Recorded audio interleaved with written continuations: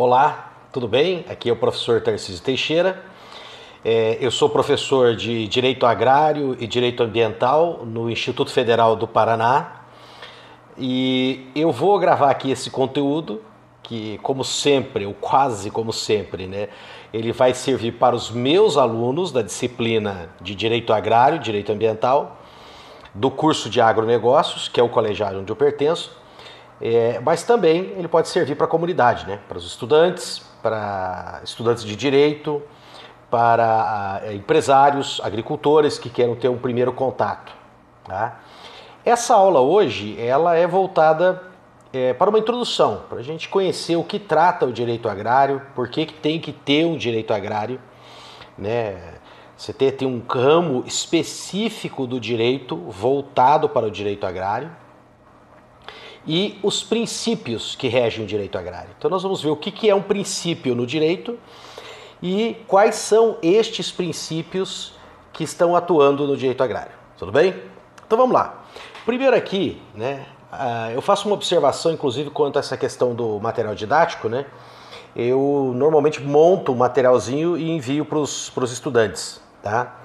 E eles estão com esse material, né? Os estudantes matriculados regularmente no Instituto Federal. Esse material em especial eu não estou disponibilizando na internet porque eu estou atualizando ele. Tá? É uma obra bastante simples, com alguns artigos de leis, alguns esqueminhas, né, para os alunos acompanhar a aula. Depois de atualizado, eu pretendo ele disponibilizá-lo. Tudo bem? Mas vamos lá. O que tem de importante hoje nas atividades, né, desse setor, e a gente pode até chamar assim um direito do agronegócio. Era mais comum falar direito agrário, mas hoje a gente pode estar trocando pelo direito do agronegócio, e aí a coisa fica muito mais ampla. Mas vamos lá, o que a gente tem? A gente tem a questão da estrutura agrária, da estrutura fundiária, que estuda o tamanho das propriedades e o que você vai exigir do proprietário. Isso mesmo, vai ser exigido bastante coisa do proprietário. Vocês vão ver que essa questão da propriedade absoluta, ela não existe no Brasil. É óbvio que nós temos aqueles que discordam, que tem uma outra visão, aí nós vamos cair até numa questão ideológica, aí que está bastante em moda no Brasil, né? Está tendo bastante debate sobre isso, mas eu espero transmitir para vocês aqui um porquê que temos que ter, sim, algumas limitações nas propriedades. Vocês vão enxergar isso, né? É evidente que nós vamos encontrar influencers, né? Hoje a gente tem que falar muito, fazer uma referência aos influencers, aquelas pessoas que estão na internet produzindo material. Alguns produzem material de alta qualidade, inclusive, né? Tanto no aspecto acadêmico, você percebe que são pessoas que estudam, que leem, que têm contato com os grandes teóricos, né? E que pregam assim essa questão de diminuir a influência do Estado. Tá? E esse princípio da liberdade privada, o qual eu também defendo. Mas nós vamos ver que tem que ter um limite para isso. Tá? E é óbvio também que nós temos aí o outro extremo, como eu falava para vocês, que pregam uma propriedade comum, né? Que não tenha uma propriedade privada, mas uma propriedade comum. Tá? Então essa estrutura fundiária. Também nós temos a questão da estrutura política, tá? Dessa política agrária, né? O que seria a política agrária? São aquelas políticas que o governo vai fazer para estimular essa atividade. Como podem também desestimular a atividade, né? Ou pode estimular um segmento daquela atividade e não estimular o outro segmento. Aí daí você cria uma espécie de concorrência desleal. Nós vamos ver que temos isso também em alguns setores. Outra coisa também importante que é estudado dentro do direito agrário e que causa um pouquinho de confusão aqui no Brasil, né? Eu concordo que quando os alunos ficam com dúvidas sobre isso, não é tanto culpa deles não, é porque poderia ser melhorado isso. Tá? Os grandes doutrinadores contribuem já com alguma discussão nesse sentido e essa discussão teria que chegar nos nossos legisladores, né, para mudar um pouco essa mistura, tá? Dar uma certa bagunçada ali na cabeça de quem está trabalhando com isso no início, que faz parte também do direito agrário essa preocupação ambiental. que é a conservação dos recursos para que eles continuem a ser, né, produtivos para esta e para as futuras gerações. E daí tem uma certa confusão no Brasil, vocês vão ver esse aspecto de legislar, né? Quem tem mais poder para atuar no direito agrário e no direito ambiental, tá? Então seria isso, tá, pessoal? Essa questão da estrutura fundiária, essa questão da estrutura política, essas questões ambientais. Depois, é óbvio, nós vamos ter assim políticas, e vamos chamar aqui entre aspas de subpolíticas, né, agrárias, né, preço mínimo, por exemplo, e outras que vão determinar essa atividade no Brasil, né, que hoje a gente conhece, óbvio, muito mais como agronegócio, tá bom? Bom, e agora nós vamos dar uma olhadinha aqui nos princípios fundamentais, tá bom? Primeiro, deixa eu fazer uma tentativa aqui de explicar o que é princípio no direito. Princípio no direito, nós podemos dizer assim que é uma verdade que ela está aceita pelaquela sociedade, tá? Tanto pelo cidadão comum, vamos dizer assim, como ela está aceita, ela é tácita para aqueles que são os legisladores e para aqueles que vão operar o direito, né? Juízes, advogados, né? Promotores. Então nós podemos dizer que é uma forma de lei, né? Uma forma de norma, mas que ela já pré-existe. Aliás, é ela que dá origem à existência desse princípio, que dá origem àquilo que você vai positivar. Tá? E você pode, inclusive, positivar um princípio também, mas não necessariamente. O princípio pode ser aplicado sem ele estar escrito numa lei ou até mesmo numa Constituição. Esse uso dos princípios, ele é muito feito quando se está atuando lá com os direitos fundamentais, quando você está julgando alguma questão de direito bem geral mesmo, que aí envolve as questões constitucionais. Então, os juízes que mais você vê utilizando o aporte, né, dos princípios para definir, para dar uma sentença, são justamente os ministros do Supremo Tribunal Federal.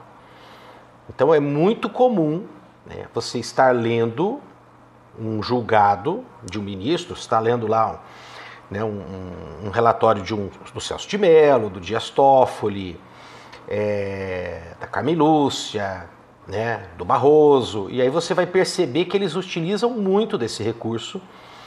Por quê? Porque a Constituição é assim, ela é a lei máxima. Então ela tem que servir de anteparo a todas as outras leis.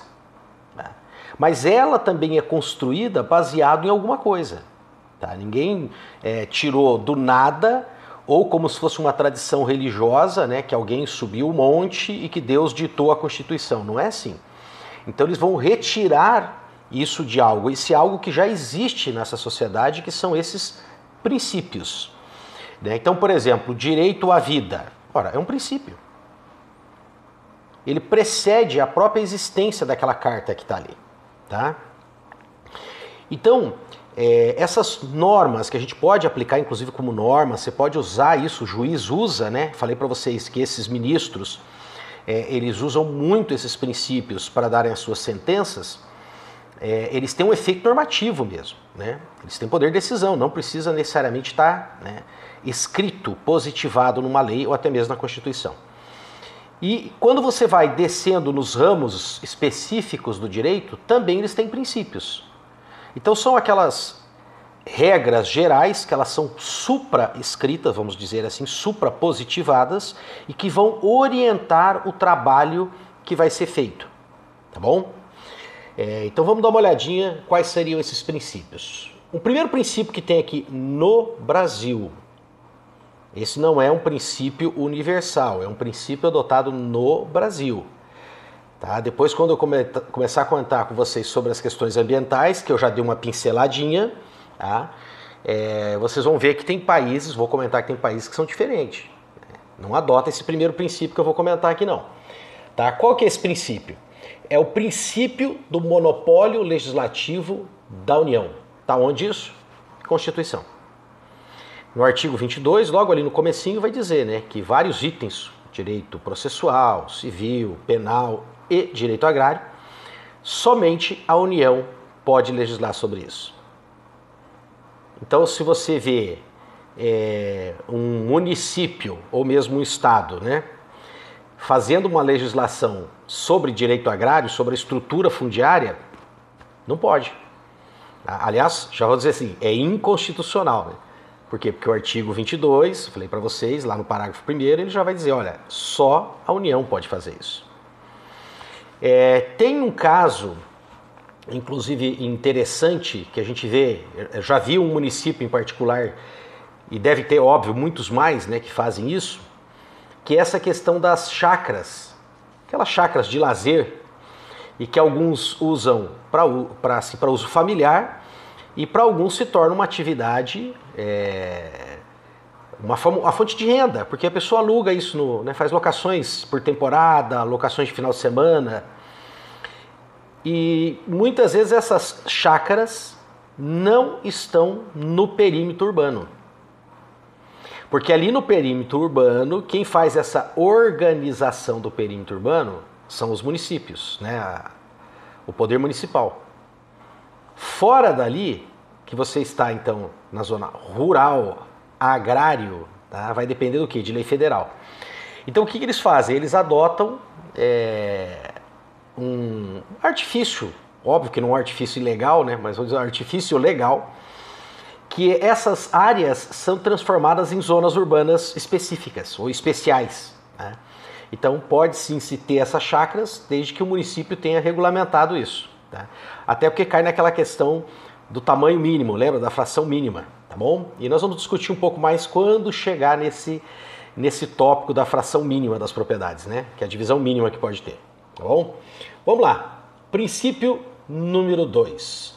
Princípio da sobreposição do uso ao título. Primeiro vamos dar uma olhada no que é esse título, tá, pessoal? Título é o que você apresenta, um documento que você apresenta para comprovar a propriedade que você tem sobre aquele bem. No caso aqui, imóvel rural. Então, primeiro deixa eu explicar para vocês um pouquinho como é que funciona essa questão de títulos no Brasil. Documentos de uma forma geral. Quando você faz um documento, ou você faz a cópia de um documento, que é um documento que foi emitido pelo Estado, e você quer dizer que aquela cópia é sim uma cópia daquele documento verdadeiro, você vai ter um cartório e aí você fala, né, para o funcionário do cartório ou para o próprio titular do cartório que você quer autenticar. Bom, o que é um cartorário? O cartorário, gente, é o representante do Estado. Ele está ali para testemunhar que aquela cópia é sim uma cópia daquele documento. E por isso ela vai ter validade. Tá? Reconhecer firma, porque o que é firma? Firma é assinatura. Firme aqui é assinar, tanto que em espanhol, né? Vamos firmar. E o que ele vai fazer? Mais uma vez isso, você vai ter uma ficha com a sua assinatura, sua firma, eles vão comparar e vão dizer, sim, essa assinatura aqui é do fulano de tal. Então o que ele é? Ele é um representante do Estado, para dizer que esses documentos são verdadeiros, fazer essas comparações de assinatura, comparar se o documento é verdadeiro.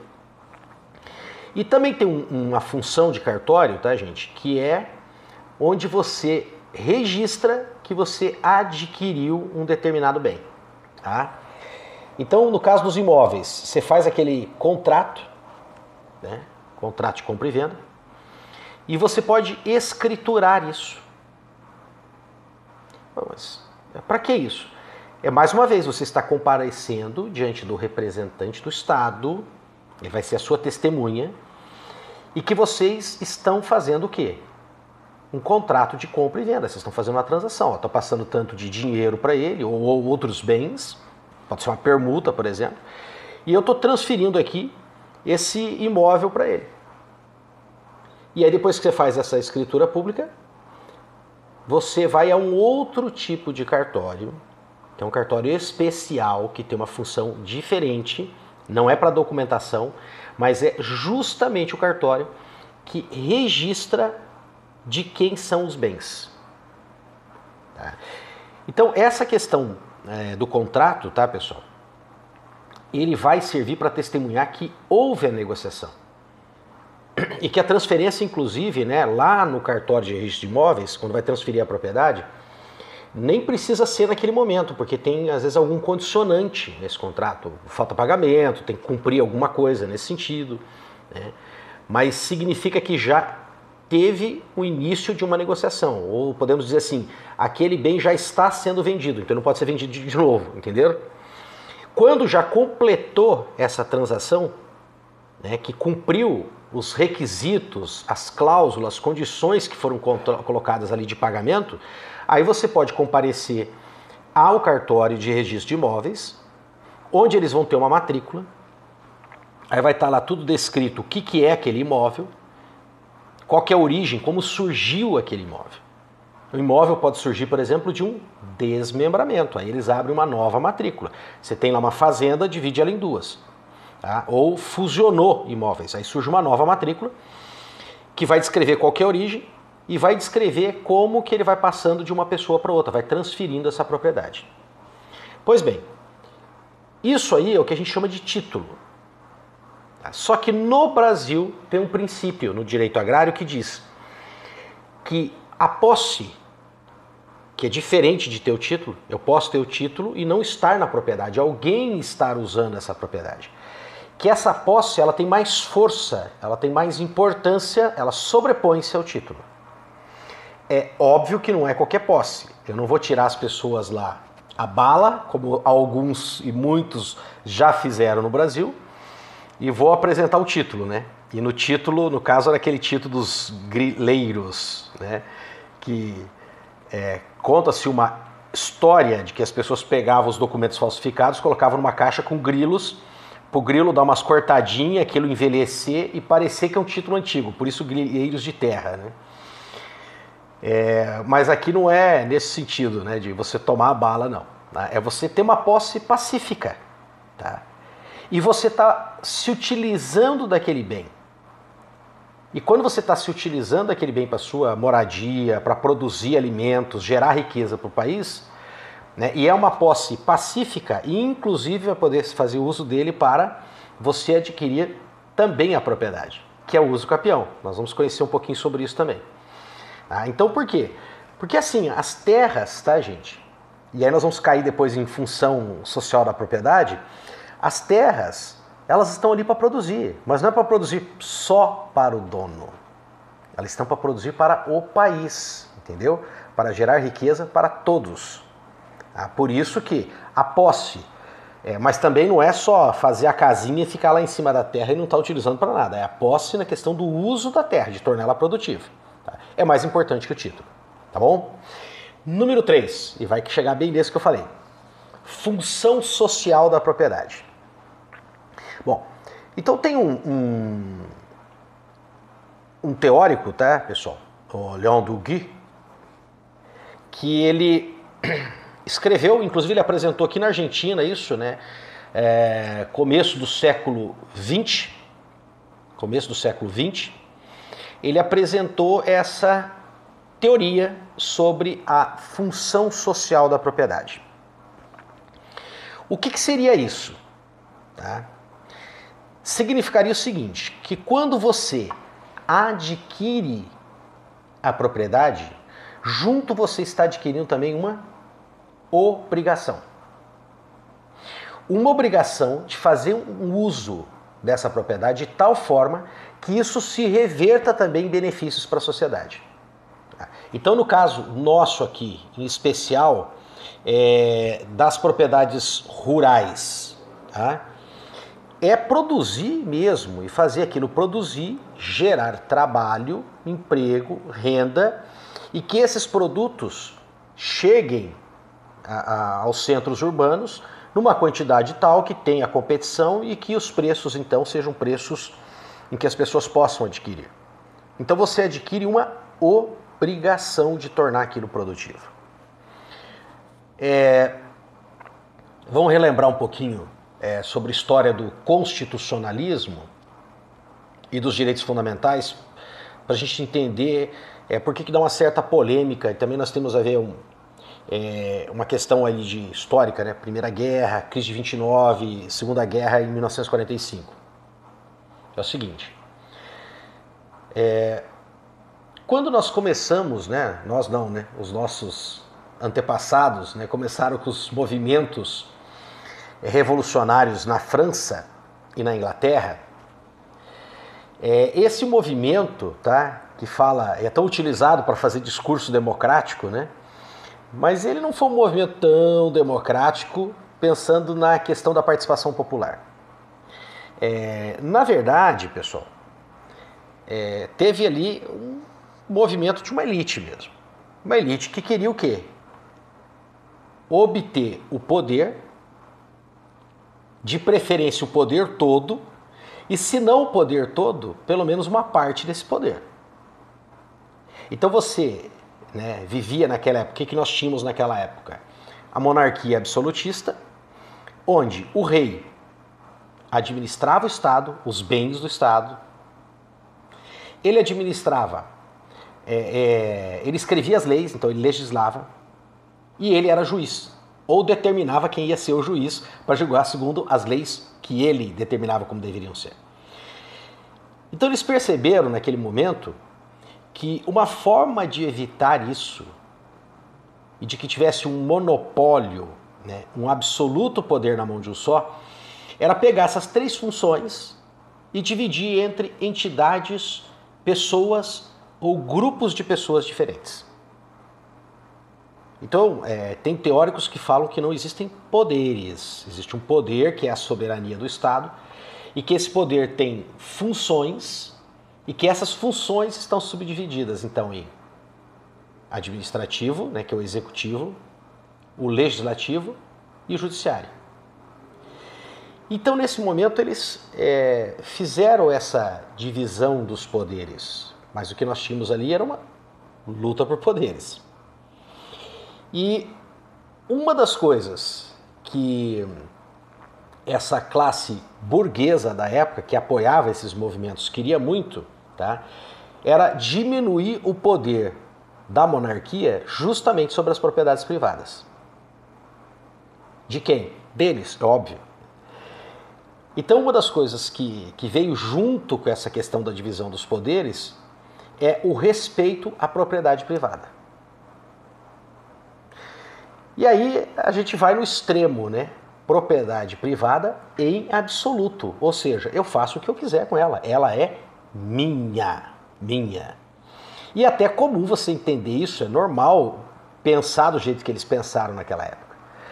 Porém, com o passar do tempo, gente, as constituições foram evoluindo e não só esse direito de primeira geração, que é a liberdade, que é o direito à propriedade, continuou, né? Começaram a surgir os direitos de segunda geração, terceira geração, e começamos a ter um olhar, tá, para a sociedade como um todo. E foi se desenvolvendo, então, essa questão dos direitos fundamentais dos direitos humanos. E para você entender esse crescimento aí dos direitos fundamentais e dos direitos humanos, a gente tem que fazer uma pontezinha ali com o que vai acontecer Primeira Guerra Mundial, crise de 29 e a Segunda Guerra Mundial. Então nós tivemos a Primeira Guerra Mundial, que provocou uma crise considerável na Europa, né? Depois de uma guerra com uma destruição da capacidade produtiva, a morte das pessoas, né? Consequentemente, um enriquecimento dos Estados Unidos, logo em seguida, e parte desse desenvolvimento, inclusive, foi fornecendo, né, mercadorias para a Europa.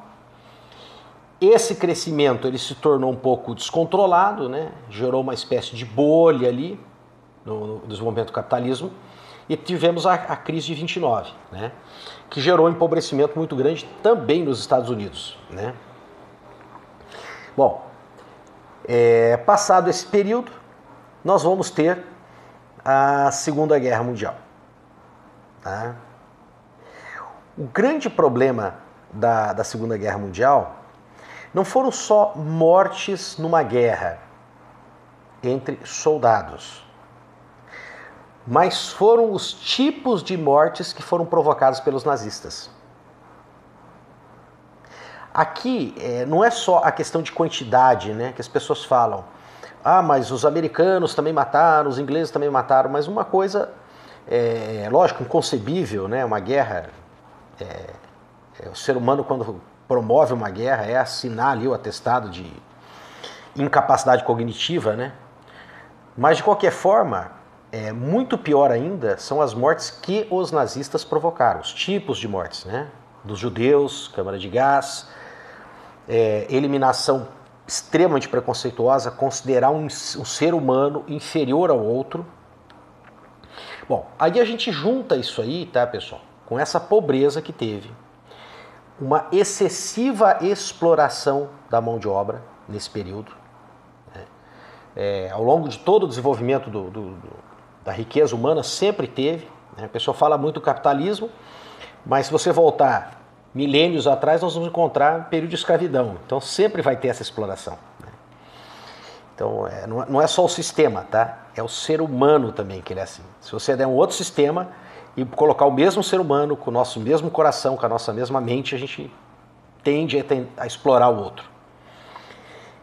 E essa questão, né, da forma com que os judeus foram mortos gerou todo um quadro de muita preocupação da gente começar a valorizar o ser humano.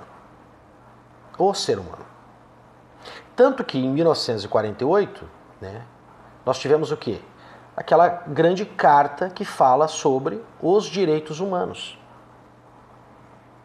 Numa tentativa de positivar isso, não é bem uma lei, tá, gente, mas uma carta de intenções internacional para que os países passassem a respeitar os direitos humanos. E esses direitos humanos, então, agora sim, eles são bem ampliados, né? Bom, mas ainda continuava essa questão, né, de uma intensa exploração, né, não só em propriedades rurais, né, eu estou dizendo assim, na indústria também. E na década de 60, bem no comecinho da década de 60, vai ter uma intervenção muito interessante aí da Igreja Católica. Tá? Quando eu falo Igreja Católica aqui, eu não estou olhando ela exatamente como uma religião, tá, pessoal? Não entenda isso. É que para o Ocidente a Igreja Católica realmente ela é muito importante. Por que você tem que entender que a igreja é muito importante? Hoje, outras igrejas também são importantes, né? Porque a igreja, ela participa junto com a família, com a sociedade em geral, mas especificamente igreja e família, da formação moral do indivíduo. Ela confere para o indivíduo aqueles princípios. Ele está lá ouvindo do padre, mas hoje também do pastor, do rabino, aqueles princípios que ele está ouvindo. O pai, o filho, a mãe, ele chega em casa, ele reforça esses princípios. Então, as regras morais que a igreja mais intensifica são as regras morais que mais vão fazer parte daquela sociedade. Então, por isso que é importante, né, quando um líder de uma instituição religiosa muito grande como a Igreja Católica faz uma colocação como essa, né? E foi escrito, então, uma encíclica papal que fala justamente sobre isso, né? Mater et Magistra vai falar sobre isso, Rerum Novarum também já começa a abordar alguns aspectos nesse sentido, sobre a função social da propriedade. Mais uma vez, vem falar que essa propriedade ela não tem uma propriedade absoluta, um poder absoluto daquela pessoa. E isso acaba influenciando aqui no Brasil. Tanto que em 64, quando é escrito o Estatuto da Terra aqui, vai ficar literal no Estatuto da Terra a função social da propriedade agrícola, da propriedade rural. Então, claro, isso aí é positivado, está na lei hoje, tá? Em 1964. como isso, tá, gente, tinha assim muita força, né? Esse estatuto tem muita força no Brasil e influenciava muito os movimentos sociais, a própria igreja também, né? Fez uma pressão em torno disso. Isso foi inserido na Constituição. Então, na verdade, a Constituição aqui ela absorveu esse princípio da função social da propriedade que estava inscrito, que está ainda escrito, né, no nosso Estatuto da Terra. Então, só fazendo um resuminho rápido, né, porque eu falei de bastante coisa para explicar a função social da propriedade, lembrando que nós tivemos crises humanitárias, tá? Aliás, antes ainda, né? A gente teve uma disputa por poder, isso lá no período da monarquia absolutista, para derrubar as monarquias absolutistas, né? Início ali de um movimento constitucionalista, onde o direito à liberdade da pessoa e o direito à liberdade de ter a propriedade privada foi priorizado, né? Isso gera aquela sensação da propriedade absoluta. Depois nós tivemos uma Primeira Guerra, que já foi um grande desafio, né, de desrespeito à vida humana. Tivemos a crise de 29, que vai gerar toda essa pobreza e essa exploração da mão de obra. Tivemos a Segunda Guerra, que de novo tivemos mortes. Mas foi pior ainda, porque a forma das mortes que provocou, né, essa comoção humana, e daí se fortalece a luta pelos direitos humanos. A igreja também entra, vamos dizer assim, nessa briga aí, né, para tentar passar um conceito moral sobre essa questão do uso das propriedades, e se cria então essa doutrina sobre a função social da propriedade, e que vai influenciar aqui a nossa legislação no Estatuto da Terra e, consequentemente, a nossa Constituição. Beleza? Mas vamos lá, vamos continuar. Então tá aqui, ó, no artigo 186 da Constituição de 88 e o artigo 2º e 12 do Estatuto da Terra, tá bom? Princípio da dicotomia. O que é isso? Isso, você rapidinho, não é tão importante como o princípio da função social da propriedade. É que é o seguinte, na verdade nós temos aqui duas políticas, que eu já falei lá no início, de distribuição de estrutura fundiária, que é o tamanho das propriedades, e de política agrária. Tá? Essa estrutura fundiária, gente, acaba sendo a política, tá, que vai dar fundamentação para a reforma agrária. Reforma agrária eu vou comentar mais depois, tá? Os próximos vídeos que eu for gravar sobre direito agrário. Mas eu já peço de antemão para você não confundir reforma agrária com movimentos sociais do campo. São coisas distintas, tá? São coisas distintas. Inclusive, se criou uma espécie de preconceito em relação à reforma agrária no Brasil. A palavra virou um palavrão, né? O pessoal já, principalmente quem tem propriedade rural, o pessoal da ala mais ruralista, mais conservadora, já vai pensar no MST, né? O MST não é um sinônimo, tá, gente, de reforma agrária. E, aliás, o MST também tem lá, óbvio, os seus pontos positivos de ter ocorrido, mas também teve e tem muito uso político, né, do MST. Nesse momento agora, talvez um pouco mais enfraquecido. Por quê? Porque o grupo político que faz mais uso do MST não está, né, no poder executivo agora, com a presidência, por exemplo, da República, então dá uma enfraquecida nisso. Mas houve sim muito uso político, tem muito uso político do movimento.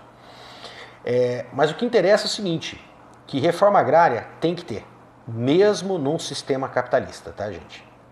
Porque o grande problema é a tendência natural de concentração. A tendência natural. Eu vou conversar um pouco mais com vocês quando eu conversar especificamente sobre reforma agrária. E aí nós vamos analisar essa questão da liberdade econômica, né, no sistema capitalista, e nós vamos analisar um extremo aí que seria um país comunista, um meio termo que seria um socialismo, vamos dizer assim, né? E que tem que ter essa questão de evitar a excessiva concentração do meio de produção. Tem que ter mecanismo, sim, tá bom? Evidente que o MST não necessariamente, tá? Política agrícola, tá, gente? Essa política de desenvolvimento, né? Como eu citei para vocês, como vão ser as linhas de financiamento, vai ter acesso ao crédito, de onde vem esse crédito, que a gente no Brasil também se habitua a ver o agronegócio sempre como o herói, né? O salvador da pátria, nessa crise, na pandemia, e realmente ele não deixa de ser.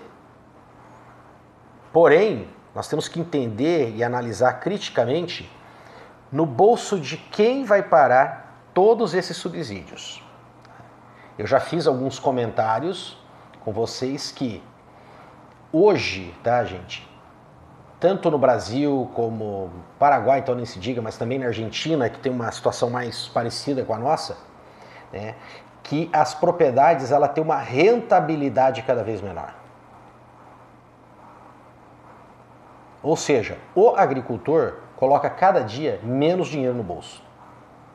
Por quê? Porque o custo de produção é cada vez maior. É só você pensar assim, ó. Quer ver? A produção, tá, gente, de grãos, se você pegar a década de 90, que foi assim a explosão no centro-oeste, ali no Mato Grosso, começou lá bem no comecinho da década de 80, acelerou na meados da década de 80 e meados de 90 explodiu o Mato Grosso, né? Então, esse pessoal aí aumentou bastante a produtividade, mas muito mesmo, 70%, dependendo da região dobrou, dependendo da região triplicou, né? E o preço do soja subiu, o preço subiu, se você observar o preço subiu, o preço das commodities em geral subiu. E como é que o agricultor ganha cada vez menos dinheiro? Porque o pacote tecnológico, esse custo de produção é cada vez maior. Cada vez maior. Tem vários dados aí apontando, né? Em 2015, 2016, por exemplo, tem dados ali apontando o custo de produção 15, 16, 18% maior. Então, na verdade, o governo, o Estado, né, faz todo um esforço enorme de unir verbas, formar um montante ali para o plano safra, e esse plano safra é utilizado para esses insumos. Mas quem vende esses insumos? Então perceba como você tem uma nação inteira fazendo um esforço enorme para manter um agronegócio forte, viável, com esses subsídios, mas aonde que vai parar esses subsídios? Então também são coisas que a gente pode questionar e temos que conversar sobre isso, né? Mas vamos lá, então ficou claro para vocês, política agrária, que é essa questão da divisão das propriedades, né, que reflete especialmente na reforma agrária, e a questão política, né, da política agrícola, que é como vai funcionar isso no país, a questão dos subsídios, as regras, as normas, as leis de controle e etc. Tá? Temos aqui o quinto princípio, que é o princípio das normas de ordem pública. O que significa isso? Que essas normas, tá, gente, do direito, elas são normas cogentes, ou seja, elas têm força de lei, elas são determinantes. Então, por exemplo, o que está lá sobre reforma agrária, as regras que vão especificar o que é uma propriedade produtiva, se você tiver a sua propriedade e ela não conseguir atingir esses índices de produtividade, sim, pode ocorrer a desapropriação. Código Florestal, sim, você pode ter multa e cometer ali crimes ambientais a partir do momento que você não respeita aquilo ali, né? Então elas têm força de lei, tá?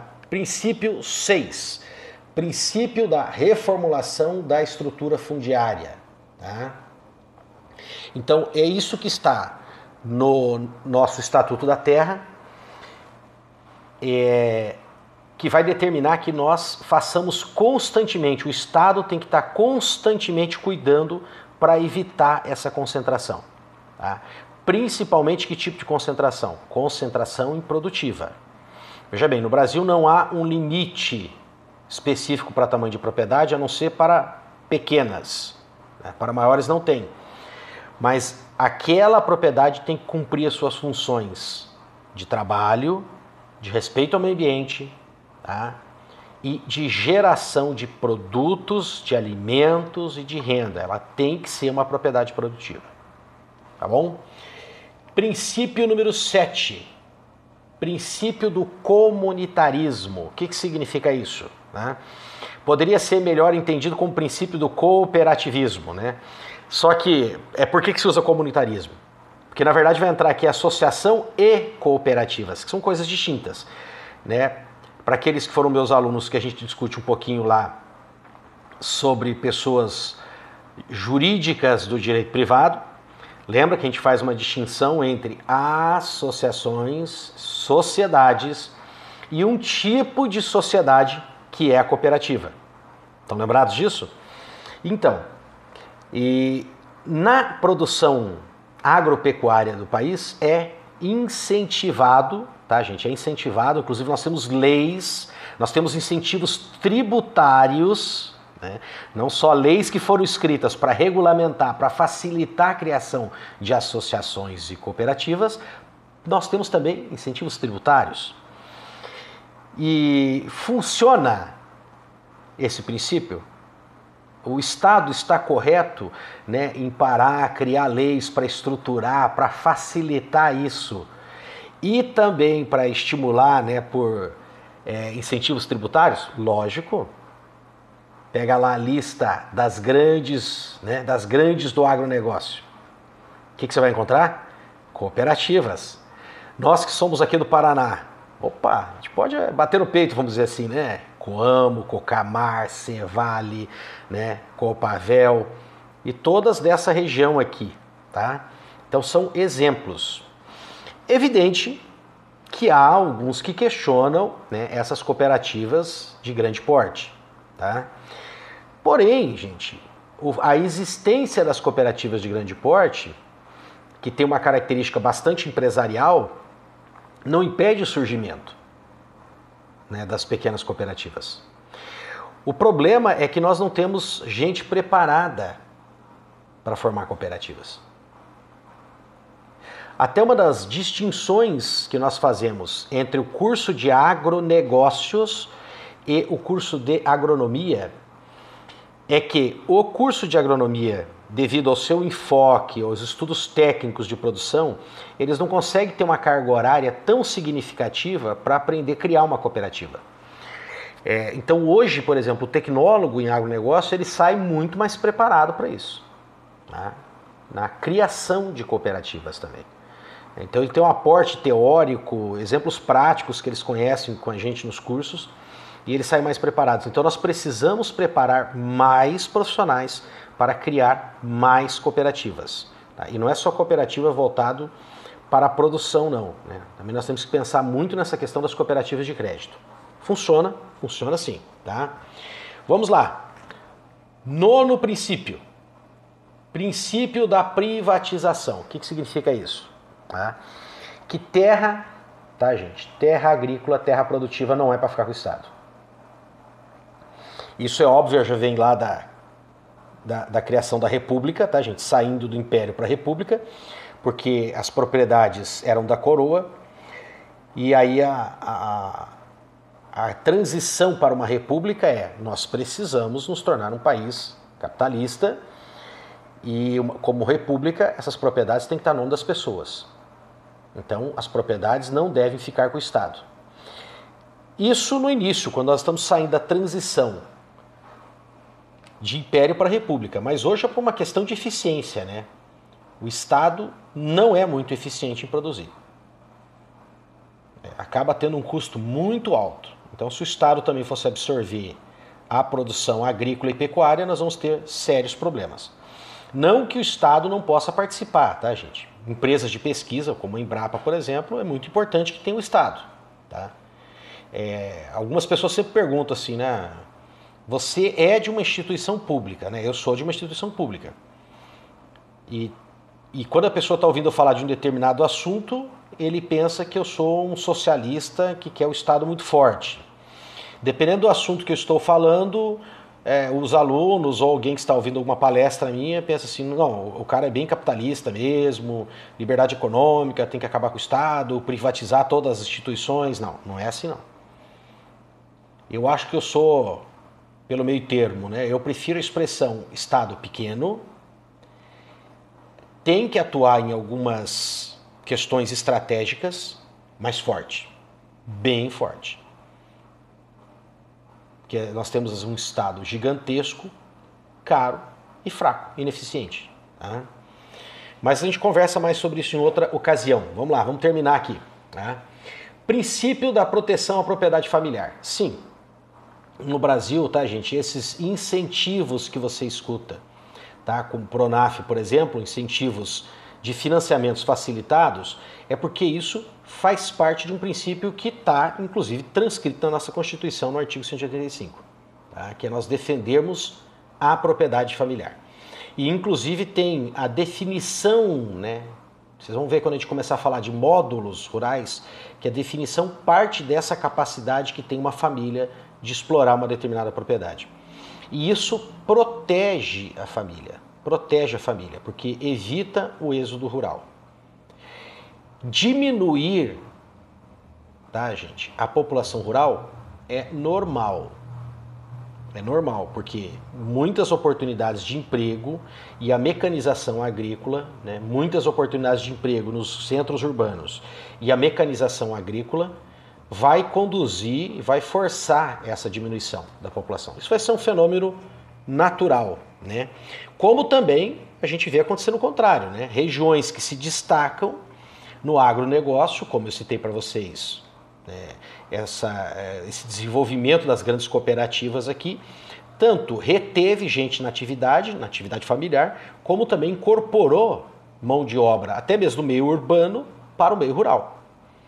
Mas a tendência maior é sim o processo de saída do homem do campo. Mas se a família estiver protegida, você não vai colocar um homem na cidade sem preparo nenhum, entende? Então tem que ter essa proteção e também por uma questão estratégica de segurança alimentar. Por quê? Com o mercado do jeito que ele é, a tendência do grande proprietário é ele se especializar em commodity. E aquela mão de obra intensiva que ocorre nas pequenas propriedades próxima aos grandes centros é a agricultura familiar que vai desenvolver. Tá? Princípio do fortalecimento da empresa agrária, empresa rural, tá, gente? Isso aqui é por um motivo de transformar desde a propriedade em si uma empresa, que ela tenha uma exploração comercial, com gestão, inclusive. Tá? 12. Princípio da proteção da propriedade indígena.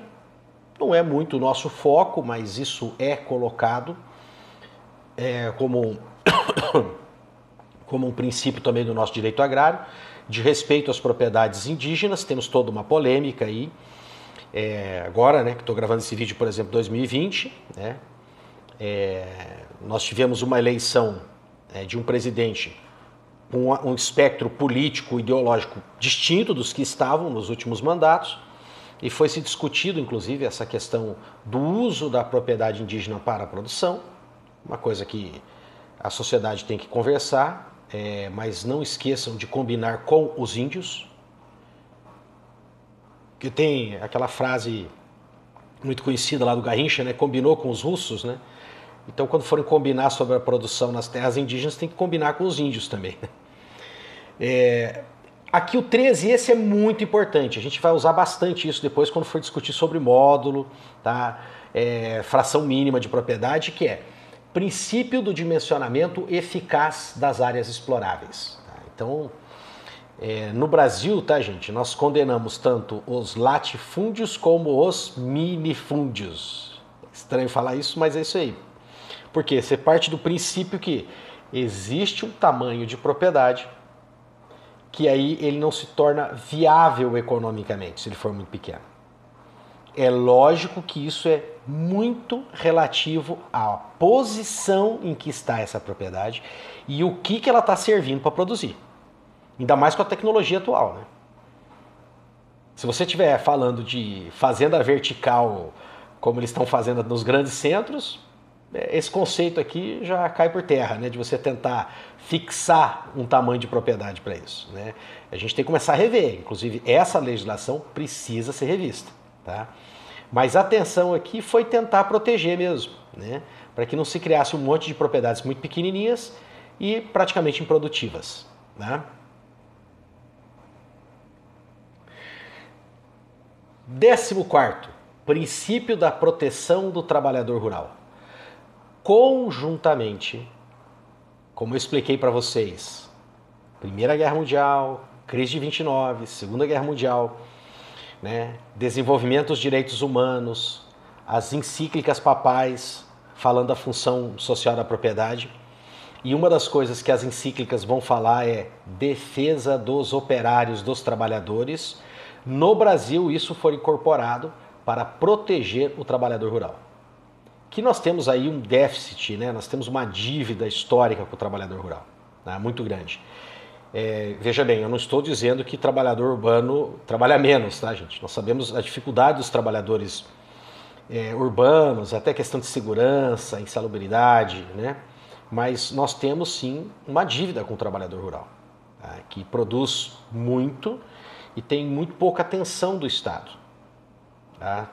O desenvolvimento do agronegócio, apesar das inúmeras críticas que se faz, contaminação, abuso de agrotóxicos, etc., mas o desenvolvimento do agronegócio, sim, ele teve um impacto positivo na vida do trabalhador rural, né?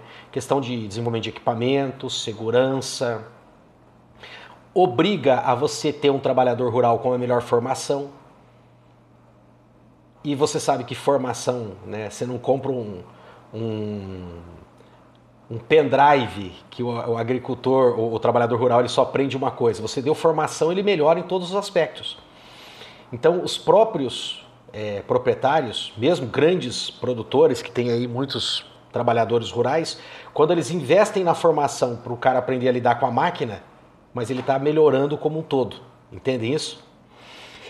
E, por último, o princípio da proteção ao meio ambiente. E daqui gera esse probleminha que eu falei para vocês, logo no início, que tem uma certa confusão, né, no Brasil. Por quê? Porque nós temos, né, eu vou abrir aqui para vocês, tá? Nós temos aqui na Constituição, vamos lá no artigo 22, dá uma olhadinha, tá?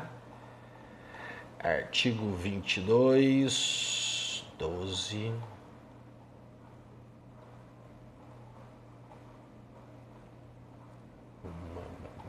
22. Olha lá. Caput do artigo. Compete privativamente à União legislar sobre direito civil, comercial, penal, processual, eleitoral, agrário, marítimo, aeronáutico, espacial e do trabalho. Então tá aqui. E o que diz lá? Privativamente. Então isso é privativo da União. Porém, quando você vai lá para o 23, diz, é competência comum da União, dos estados, do Distrito Federal e dos municípios. Então vamos lá. Inciso 6º. Proteger o meio ambiente, combater a poluição em qualquer das suas formas. Preservar as florestas, a fauna e a flora. E aqui, gente, gera uma mescla, entende, com o direito agrário. Então nós temos um pouquinho de confusão aqui, sabe? O Brasil poderia melhorar nesse sentido. Inclusive, não todos os países são assim. Eu falei para vocês que isso é o princípio do Brasil, né? Existem países onde os estados têm sim a competência para legislação ambiental e agrária em conjunto. E qual a sua opinião, Tarcísio? Seria melhor. Por quê? Porque nós temos um país grande. Quando nós falamos de países pequenos, uniformes, não é tanto problema. Quando nós falamos de países grandes, sim, é um problema. Nós poderíamos aumentar bastante, tá, gente, a proteção, porque cada estado podia regular conforme as suas características. Mas não poderia ficar uma bagunça? Não, porque nós poderíamos criar aquilo que são as leis de pressupostos mínimos. Então, a nível federal, nós criaremos leis de pressupostos mínimos e nos estados poderia se fazer, respeitando Constituição e lei de pressupostos mínimos, esse controle estatal, e óbvio que ele teria que ser mais rígido, né? Não poderíamos dar uma permissão de que ele fosse menos rígido do que a lei federal para isso. Com certeza a gente ia tratar melhor as questões particulares, né? É lógico que isso ia dar um trabalhinho para nós advogados, né? A gente tinha que se adaptar a isso aí, né? A conhecer e estudar essas legislações estaduais, mas a proteção ambiental eu acredito, defendo que melhoraria. Tudo bem? Gente, olha, estamos chegando em 1 hora, né? Eu normalmente quando vou dar aula disso eu acabo falando muito mais coisas, mas aí ultrapassa 1 hora e como vai ficar esse vídeo para vocês assistirem, pode ir, vir, voltar, né? Repetir. Então eu vou deixar aqui nos 55 minutos e depois a gente começa a falar sobre reforma agrária. Tudo bem? Um abraço para vocês.